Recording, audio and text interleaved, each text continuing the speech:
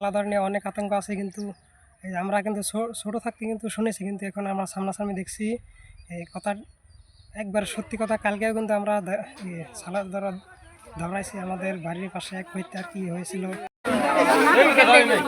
সালা ধরাইছিল আজকে এই যে এই যে ব্যক্তি সালা ধরা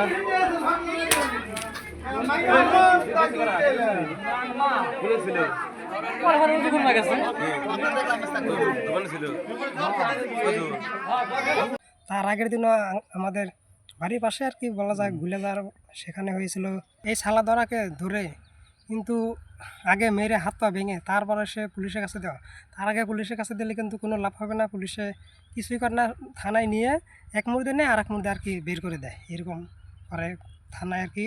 রাস্তাঘাটে কি বাড়িতে যদি অচেনা মানুষ আর কি ফকিরের রূপ ধরে আসে, এমনি আসে জিজ্ঞাসা করে যে এই ব্যক্তি মানুষ আছে কি না আর কি, ভিক্ষা করে এসে সেখানে কিন্তু সেগুলো মানুষকে থেকে কিন্তু সাবধানে থাকতে হবে আপনাদের। এই যে এই ভুট্টা ক্ষেতগুলো দেখা গেছে যে এগুলো খেতে আর কি মানুষের সন্দেহ হয়ে যায়, কিন্তু এই যেগুলো ক্ষেতের ভিতরে মানুষ নিয়ে না, কিন্তু এগুলো ক্ষেত আমাদের আসামে অনেক হয়েছে, সেই জন্য আর কি যে এই সালাদারা আর কি অনেক সুযোগ পেয়েছে। আপনারা সতর্ক হয়ে থাকেন এই যে এগুলো সালাদারা হাত থেকে আর কি বাঁচার জন্য। কিন্তু এগুলো একবারে ছোটো ছোটো মানুষগুলো আর কি ধরে নিয়ে যায়, কিন্তু বড় মানুষগুলো নিতে তো পারে না, কিন্তু একবারে মেরে ফেলে আর কি রেখে যায় সেখানে।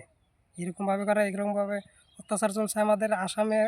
তারাকে দেখতে আর কি এই যে সামনে পেলে যে এরকমভাবে মার দিতে হয়, যে স্ক্রিনে দেখতে পাচ্ছেন ঠিক এরকম মার দিতে হবে, দেখা শেষে জাত হয়ে যায়। আতঙ্ক যে আসামে এত হয়েছে, কিন্তু সব মুসলিম বাড়ি, একটা কিন্তু হিন্দু বাড়িতে হয়নি।